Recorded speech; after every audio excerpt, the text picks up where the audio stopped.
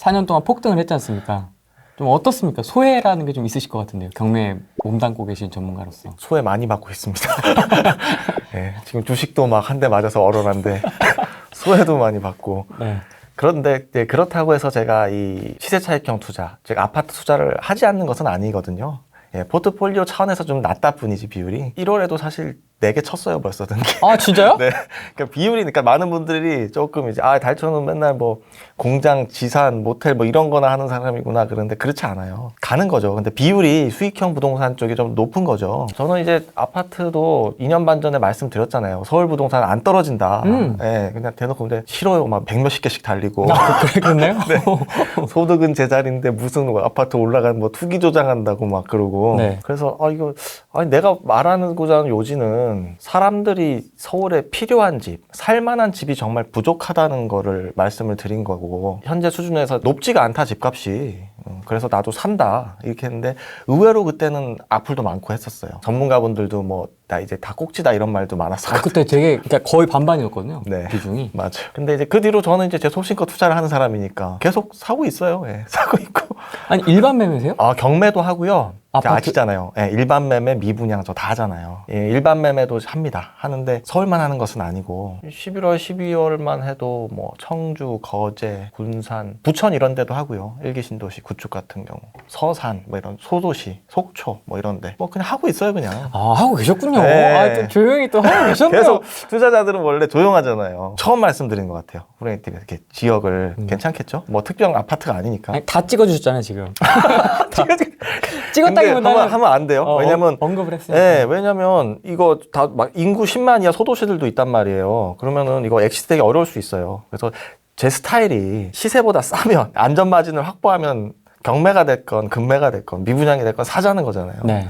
저는 그냥 제 투자 철학 갖고 계속 하는 거예요, 그냥. 하는 거고. 이제 수익형 부동산은 조금 달리 보셔야죠. 수익형은 시세 차익이 아닌 이 말 그대로 월세를 받는 상품이니까 제 수익률에 부합하면 매입, 부합하지 않으면 매입하지 않는다. 저 그냥 10년 전이랑 똑같아요. 나름의 기준으로 계속 지금 뭐 움직이고 있죠. 그럼 법인으로 사세요? 아파트는? 네, 저는 이제 아시다시피 이제 부동산 관련 회사가 3개 있잖아요. 네. 그래서 이제 투자법인 2개 갖고 이제 개인하고 이렇게 섞어서 사죠. 아 그럼 세금은? 근데 법인은 이제 저도 이게 잘못됐잖아요. 710 대책 이후에. 네. 그래서 아직 턴 것도 있고 아직 다 팔아야 돼요. 왜냐하면 그 종부세를 맞고 버틸 자신이 없어요. 그거 못 버팁니다. 엄청 사셨군요. 네, 엄청 아니에요. 저는 이제 다행인 거는 이 수익형 부동산들은 지금 이렇게 보셔야 돼요. 법인 투자가 대부분 끝났다고 알고 계시잖아요. 그때 우리 한번 오셔갖고 710 대책 이후에 사망 선고다 이거 어렵다고 말씀 한번 드렸잖아요. 예. 그건 이제 주택 투자를 의미하는 거고 상가나 지산, 뭐 땅 이런 것들은 여전히 법인 투자 가능하거든요. 실제로 하고 있고. 그런데 이제 제가 갖고 있는 아파트를 저도 6월 이전에 다 떨 생각이에요. 이거 버틸 수가 없어요. 구조가. 그리고 저는 또 스타일이 이게 84제곱 초과는 법인은 부가세까지 내야 되거든요. 그럼 부가세, 법인세 내고 하면 뭐 종부세 맞고 하면 이거 남는 게 없는 거죠. 저도 다 떨 생각이고. 근데 다행인 건 저는 이게 아파트 투자만 했던 사람이 아니라 비중이 뭐 반의 반도 안 되니까. 그렇죠, 그렇죠. 예, 그래서 이쪽으로 했으니까 아파트 쪽은 앞으로는 어떻게 하셔야 되냐면 일단 좀 많이 좀 줄이셔야 될 것 같아요. 다이어트를 하셔야 되고 아니면 뭐 세대 분리라든지 이걸 좀 명의를 통해서 가족분들 그렇게 투자를 하는 게 아니면 많이 벌면 뭐예요?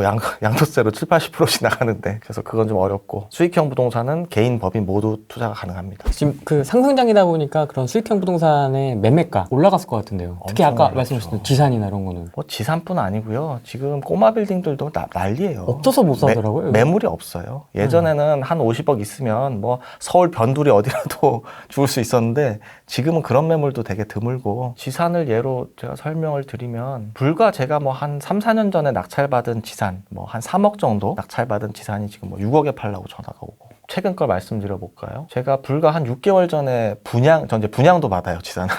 분양을 받은 지산이 있는데 그게 지금 피가 한 최소 100만 원 이상 붙었어요. 100만 원이라 그러면 좀 잘 안 와닿으시죠? 제가 분양받은 게 예를 들어서 60평이다. 그러면 이게 평당 150이 붙으면 9천만 원인 거예요. 근데 제가 들어간 돈은 예를 들어서 뭐 그 지산 가격이 8억이다 그러면 8억이 다 들어가는 게 아니거든요. 10% 갖고 투자하는 거예요. 8천 넣고. 8천 넣어서 8천 벌면 100%예요. 그게 뭐 몇 년이 아니잖아요. 그런 거 보면서 생각보다 더 오르는구나 지금. 무슨 분양권 피 붙듯이 붙네요. 오히려 그쵸. 그런데 분양권은 정부가 규제를 하죠. 네, 이제 못해요. 예, 못하죠. 쉽지 않죠. 주택수에도 들어가죠. 네. 또 절반 이상 세금으로 토해내야죠. 약간 이거는 이제 음성적이긴 한데 실제로 지산 분양권 있잖아요.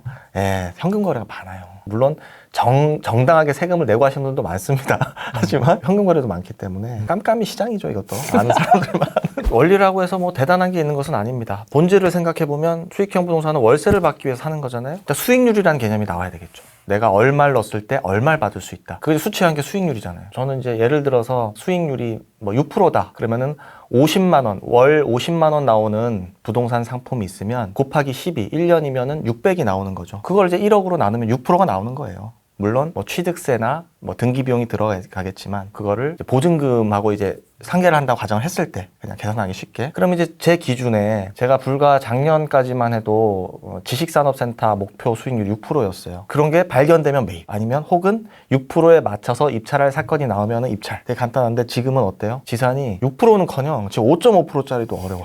이런 것들은 가만히 있는 게 아니거든요. 분양가가 올라가면 수익률은 떨어지겠죠. 수익률이 떨어진 이유가 월세가 낮아져서가 아닙니다. 지금 월세 수준은 비슷해요. 지금 지산 투자를 7, 8년 전부터 해오고 있거든요. 그럼 그때는 사람들이 몰랐단 말이에요. 제가 막 투자하라고 지인들한테 추천하면 반응들이 대부분이래요. 아니 무슨 공장에서 월세를 받는다 그래요. 그러다 공실 나면 어떡할 겁니까? 이 사람들은 왜 그러지? 아니 3천 넣어서 레버리지 비율이 되게 높아요. 3, 4천 투자하면은 월 막 100씩 나와. 왜 안 하는 걸까? 되게 이상했는데 아니나 다를까. 요즘에는 너무 이게 좀 과열됐어요. 이 수익률은 정말 중요해요. 중요한데 지금은 이제 5.5%, 뭐 5% 계속해서 수익률이 분양가가 높아지다 보니까 떨어지고 있는 추세고, 또 지역별로도 차이가 있습니다. 뭐 서울, 뭐 수도권, 지방으로 갈수록 일반적으로 수익률은 높아지고요. 다가구나 이런 것도 마찬가지죠. 마찬가지입니다. 아, 제가 다가구 하니까 또 슬픈 또 기억이 떠오르는데, 이제 경북의 대학교 앞에 그 이제 원룸 다가구 건물을 매입한 적이 있어요. 와, 수익률이 엄청 높습니다. 근데 많은 분들이 착각하시는 게 수익률이 높다는 거를 10몇 프로가 나왔거든요. 레버리지 전에 10몇 프로면 엄청 높은 거예요. 12%가 나오니까. 그러면 이제 사는 사람 입장에서 혹하잖아요. 왜? 또 다가구 같은 거 땅을 깔고 있으니까. 제가 좋아하는 투자가 땅을 깔고 있으면서 월세가 나오는 거거든요. 문제는 애들이 방학 때 되면 다 사라져. 일단은 대학가군요. 공실도 이제 공실 기간이 1년에 한 3, 4개월씩 돼버리고, 또 회전이 잦다 보면 중개 수수료도 엄청 나가요. 그럼 또 지어 올리면 신축한테도 밀리고, 그런 것들 보니까 실제 수익률은 엄청 떨어지는 거죠. 결국은 매각을 했는데, 수익형 부동산이 움직이는 원리는 수익률에 따라서 움직이게 되고요. 수익률에 영향을 주는 요소가 금리가 되겠죠. 예. 왜냐하면 대출을 받으니까. 일반적으로 역사적인 저금리 시대잖아요. 제가 4년 전 책에도 다 써놨잖아요. 이 금리를 쉽게 올릴 수 있는 환경이 아니다. 그리고 올라갈 수는 있는데 시그널은 충분히 준다, 사전에. 뭐 B컷을 하던 뭐 보통 이제 0.25pp씩 올리고 내리는데, 먼저 미국이 움직이잖아요. 우리가 뭐 이게 기축통화가 아닌데 선제적으로 움직일 수 있는 그런 구조가 아니지 않습니까? 네. 그래서 충분히 시그널을 보고 움직여도 된다. 근데 저는 일단 금리 그러니까 낮은데 베팅을 한다. 그래서 풀 레버리지를 활용을 하고 수익형 부동산을 계속 매입을 한다. 이는 논리거든요. 금리 인상 이런 거에 대한 걱정은 없으세요? 아우, 저도 사람입니다. 왜 걱정이 없겠습니까? 네. 근데 투자자라는 거는 멈춰 있지는 않는 것 같아요. 그건 이제 저뿐만이 아니라 이제 투자하시는 분들 주위에 많을 거 아니에요. 가만히 있지는 않습니다. 뭐라도 사는데, 아까 말씀드린 대로 그렇다고 해서 대출 금리가 지금 이제 주로 상업용 부동산들, 지산 상가들 보면 2.6에서 2.9 사이가 제일 많거든요. 뭐 4% 이렇게 올라가지 않아요. 올라간다 해봐야 뭐 3% 초반, 뭐 중반 이런 식으로 이제 올라갈 수 있겠죠. 이제 그 정도는 내가 어느 정도 감내할 수 있는 수준이다, 이렇게 생각을 하고, 그때도 한번 말씀드린 것 같은데, 부동산 그냥 확 망가뜨리는 방법은 금리를 찔끔찔끔 올리는 게 아니라 한 방에 확 올리면 돼요. 그러면은 저는 버티기 어렵다고 봐요. 100bp. 막 그렇죠. 100bp 이런 식으로. 근데 그러면 어떻게 돼요? 부동산만 자빠지면 되는데 실무경이 뭐 다 지금에서 더 죽는 건데, 예. 저는 이제 그런 나름의 최악의 경우를 나름의 상정을 하고 투자를 계속 하고 있어요. 주택수를 늘리는 거는 이거 네. 좀 큰 벽에 바위 치는 그런, 물론 수익은 내요. 왜냐면 저 이제 12월, 11월에 매입한 것도 지금 많이 생각보다 많이 오른단 말이에요, 지금. 저는 이제 또 이게 한번 하락정을 또 10년 전에 겪어봤기 때문에 되게 이게 무서운 걸 알아요. 되도록이면 지역에 대장주를 사거든요. 주식에 대장주가 있듯이 어느 지역에 가면 그 무슨 동, 뭐 예를 들면 뭐 청주라면 뭐 복대동 이렇게 있잖아요. 그럼 거기서 가장 1급 매물을 사면 이게 좀 하락기 때 잘 버텨주더라고요. 제가 경험상 그런 걸 겪어봐서 그런 식으로 리스크 해치를 하고 있어요. 청주 뭐 사셨는지 알 것 같은데. 많은 분들이 뭐 이렇게 좋다고 하면은 이렇게 우르르 가서 막 사고시고 그런데 그것도 되게 안 좋은 것 같아요. 근데 저는 주식해서 크게 망하신 분은 제가 좀 봤는데 부동산에서 크게 망한 분 아직까지 뭐 많이 못 봤거든요. 뭐 망한다기보다 좀 손실? 이렇게 손실이나 이렇게 하지 않았으면 좋겠다 이런 뉘앙스로 좀 그런 말씀을 드려볼게요. 예. 첫 번째는 일단 내가 어떤 목표를 가지고 매입을 해야 되는데 그런 게 전혀 없는 분들이 의외로 많아요. 예를 들면 저는 지금 수익률 뭐 5% 그러면 거기에 들어오는 상품들을 찾고 그 뭐 경매 매물이 됐건 저는 이제 하루 한 20분씩은 늘 서치를 해요. 이제 10년째 돼가고 습관이 됐거든요. 그게 안 되면 뭐 인근 부동산에 전화를 돌리기도 하고 아니면 카톡 온 거를 이렇게 뭐 확인을 하기도 하고 이제 그렇게 하는데 투자자분들은 누가 샀다더라 어디가 좋다더라 뭐가 들어오면 내 목표 수익률과 전혀 부합하지 않는데 그냥 매입을 하는 거죠. 잘 모르는데 뭐 예를 들면 뭐 싸다는 이유로 이게 원래 3억에 팔리는 건데요. 아 이거 2억 8천에 나왔어요. 그러면 이제 사는 거예요. 근데 이 수익형 부동산은 개별성이 좀 강한 편이에요. 상가 지사는 아파트가 아니란 말이죠. 아파트는 시세 체크를 내가 얼마든지 할 수 있습니다. KB 시세, 뭐 실거래가, 뭐 네이버 매물 이런 거 보면 크로스 체크가 돼요. 근데 상가 지사는 이 크로스 체크하기가 상당히 쉽지가 않습니다. 개별성도 너무 강하고. 맞아요. 그래서 그런 이제 가격 조금 싸다고 하면 이제 덜컥 매입을 하는 거지 이제. 그러면은 물론 매입을 해서 지금까지는 장이 좋으니까 뒤에서 투자라는 게 그렇잖아요. 받아줄 사람이 있으면 괜찮아요. 근데 내가 막 차면 어떻게 그잖아요. 그래서 초보자분들이 싸다 비싸다 개념으로 단순하게 접근하지 마시고 연습을 하시면 돼요. 내가 예를 들어서 내가 초보자인데 6% 이렇게 하면은 매입 확률이 떨어지니까 나 4.5% 정도 목표 수익해서 4.6%가 나왔어. 그러면 그때 이제 정확하게 내 계산에 의해서 사야 되는 거죠. 매입하고 안 하고가 결정이 돼야 되는 거죠. 또 하나는 상가 같은 경우는 이제 임대가 맞춰진 거. 요즘에 상가가 잘 안 팔리니까 작업도 많이 칩니다. 선수들이. 예를 들어서 시세가 100인데 이제 뭐 200에 맞추는 거죠. 월세를. 그러면은 제가 말씀드렸죠. 가격이 올라가는 구조는 수익률이라 그랬잖아요. 수익률이 2배로 높아질 테고 매매 가격에 그대로 반영될 수밖에 없겠죠. 근데 또 보면 상가 업력도 막 길어. 그러니까 저희 그 경매로 날릴 때 그런 신분들이 있어요. 현황조사사 이런데 막 일부러 100인데 막 220에 올리고. 근데 초보자들은 현황조사 이런 거 되게 신뢰하거든요. 보증금 뭐 얼마에. 네. 그거 보고 이제 이건 거짓이 없다고. 거짓이 없다고 보고. 그리고 부동산 가서 물어보잖아요. 그럼 부동산 이미 다 얘기가 됐어. 아, 이미 세팅이 되어 있는 세팅이 거예요. 다 돼 있어. 그 지역을 다. 네. 그러면 이제 여기 괜찮네. 한 250도 받을 수 있을 것 같은데 이러면 초보자들이 이제 혹하는 거지. 경매로 받으면 또 경매로 또 날리는 거예요. 조심하셔야 돼요. 초보자분들은. 그런 것도 있죠. 전봇대 이렇게 붙어 있는 상가 금매 뭐 이런 그런 것도 있죠. 요즘엔 있는가 모르겠는데 예전에는 엄청 많았어요. 저는 되게 궁금한 거예요. 막 수익률이 막 10몇 프로 되니까. 근데 이제 전화를 했는데 그냥 사람들이 내가 선수라고 느꼈는지 그냥 끊어버리더라고요. 궁금했거든요, 저도. 그런 것들은 세상에 일단 공짜가 없습니다. 뭐 쉽다, 뭐 이렇게 쉽게 돈 벌 수 있다. 저는 아예 그런데 그냥 귀를 닫거든요. 그런 게 있으면 네가 하면 되지 뭐. 되게 간단한 론논리인데. 그렇죠. 그럼 네가 하면 왜 그걸 자꾸 전봇대에 붙이고 뭘 자꾸 홍보를 하고. 제가 매입한 거를 일체 어떤 단지를 특정 단지 언급하지 않는 이유가 블로그에서도 그러면 이게 가격이 왜곡될 수 있잖아요. 저 아무것도 아니지만 고작 1만 명밖에 없는 블로그지만 막 뭐 하나 올리면 예전에 달천이 밀분양 어디 샀대 그러면 평소에 댓글 안 달던 사람 댓글이 몇십 개가 달리는 거예요. 어디냐고? 네. 투룸 오피스텔을 이제 미분양으로 몇십 개 산 적이 있어요. 네. 그걸 이제 올렸는데 댓글이 엄청 달리는 거야 막. 네. 그래서 이거 조심해야 되겠다. 그래서 글 내렸잖아요. 그리고 자신이 판단해서 해서 혹시 잘못되더라도 다음에 또 안 다칠 수가 있어요. 근데 남들만 따라다니면 실수 계속 할 수 있거든요. 자신이 좀 주가 됐으면 좋겠어요. 지금 뭐 계집도 오르는 판에 굳이 뭐 지금 경매를 내가 배워야 되나? 왜냐면 이제 저희는 일반 어줍잖은 분들은 아니세요 또. 이게 또 접해드리세요. 그러시군요. 건물 얘기하면 안 되지. 또 건물 있는 분들도 있고 와우. 다 좀 살아 좀. 좋네요. 네, 그래서 확실하게 나는 3억 5억 있으니까 네. 현금 있으니까 뭐 갭으로 좀 몇 개 잡지 뭐 약간 이런 마인드이시거든요. 그래서 좀 어떻게 좀 활용하면 좋을지 이런 분들은. 경매는 편견은 좀 깨주세요. 왜냐면 솔직히 비효율적이긴 해요. 안정호부터 말씀드릴게요. 그건 인정해야지. 왜냐면 이게 낙찰될지 안 될지 불확실한 상황에서 내가 조사를 하고 시간을 내서 법원까지 가야 돼요. 한두 번 입찰해서 되는 것도 아니야. 막 폐찰 3-4번 하면 멘붕 오고 막 내 길이 아니야 이게 막. 그래서 다 떨어져 나가잖아요. 제가 그래서 떨어져 나갔습니다. 한 15번 폐찰하니까 뭐냐 이러면서 이제. 모든 일이 그렇지만 또 그중에서도 살아남은 사람들이 있단 말이죠. 경매는 수익뿐만이 아니라 제 지론인데 이 다양한 투자를 위해서도 반드시 알아두셔야 돼요. 저 전공이 부동산이 아니었던 사람이잖아요.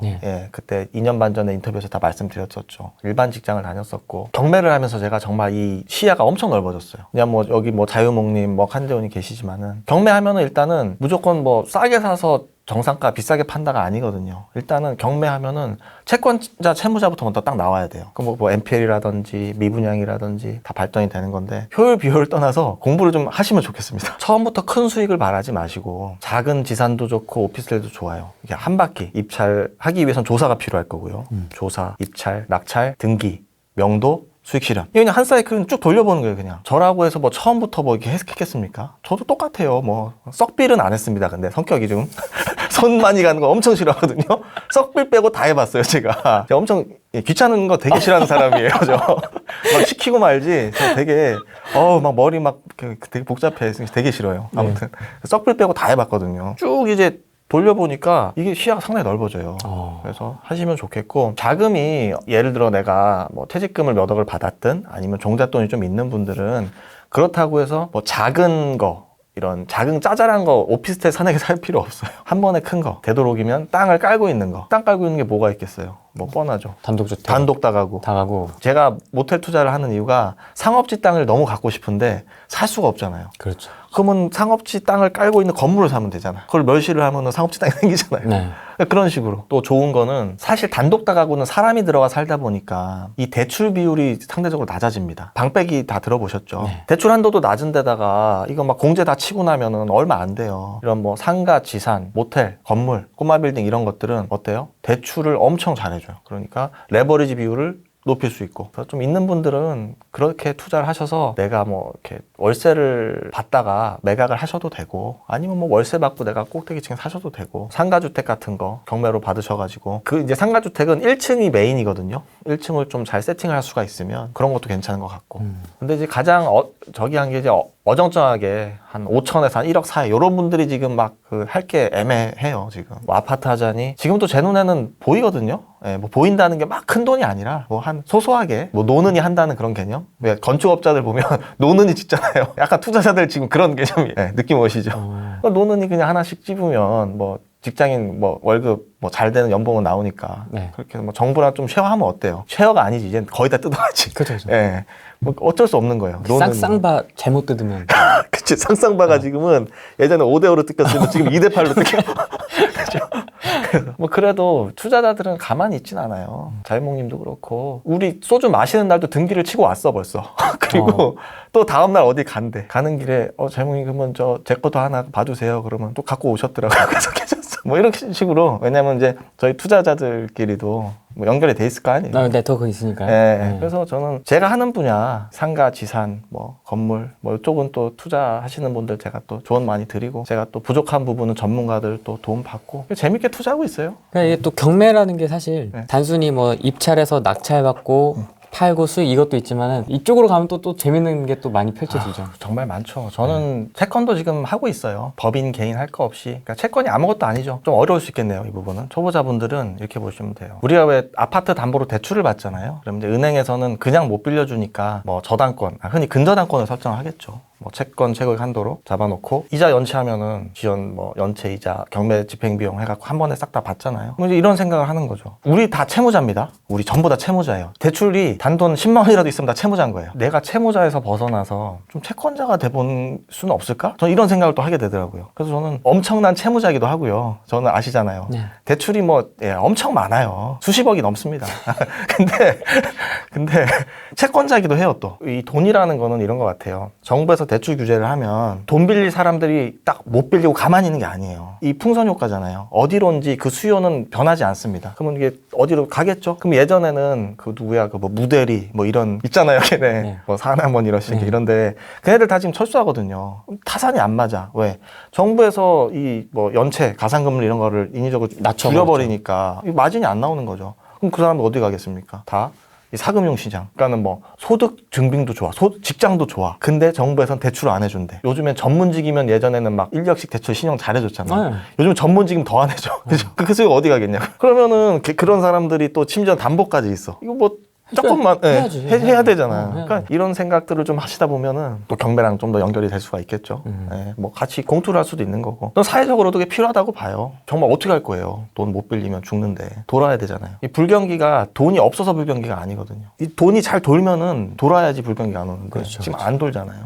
돈이 갈 데가 없는 거예요. 왜 지식산업센터가 이게 저기 되냐면 막 그 상품이 너무 좋고 이게 막 대단히 뛰어난 상품이라서가 아니라 여기저기 사방 다 막히니까 이게 지금 대안으로 떠오르는 게 최근에 지산이 더 각광을 받기 시작한 것 같아요. 그럼 이런 어떻게 해야 돼요? 더 조심하셔야죠 이제는. 왜냐하면 건설사에서는 이제 낮게 분양할 이유가 없어. 뭐 다 가져가는데.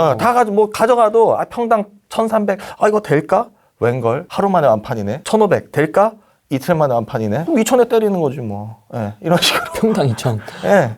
지금 뭐 이게 뭐 강남 얘기 아닙니다. 뭐 영등포만 해도 뭐 거의 2,000 가까이 육박하니까 1,500, 1,600 지금 하니까 이런 것들을 좀 이게 항상 비교잖아요. 아파트 올라가듯이 똑같아요 모든 상품이. 여기 내 거 1,000인데 1,200에 분양했네. 내가 위치는 더 좋은데 조금 더 오래됐는데 그럼 같이 키 맞추기 하는 거고 또 높게 분양하면 또 맞추는 거고.